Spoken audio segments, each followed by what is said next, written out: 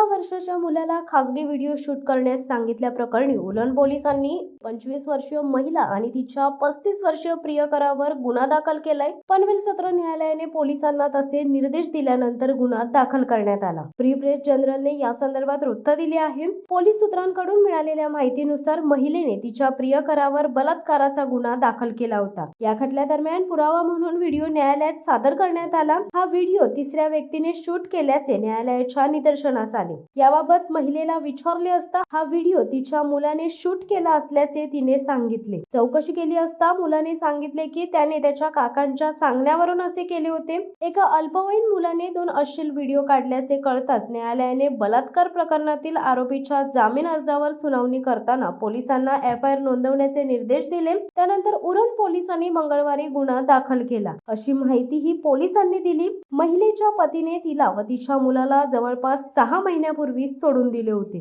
या प्रकरणी अद्याप कोणालाही अटक करण्यात आलेली नाही, असे पोलिसांनी सांगितले। आरोपींवर भारतीय दंड विधान कलम 34 आणि लैंगिक गुन्ह्यांपासून मुलांचे संरक्षण पोस्को कायद्याच्या संबंधित कलमांतर्गत गुन्हा दाखल केलाय। या घटनेने उरण तालुक्यात संतापाची लाट कोसळली आहे। शिवसत्ता टाइम्स न्यूज ब्युरो उरण। दे धडक बेधडक वृत्त देणाऱ्या आपल्या शिवसत्ता टाइम्स न्यूज चॅनलला लाल बटन दाबून सबस्क्राईब करा आणि बेल आयकॉनला क्लिक करायला विसरू नका।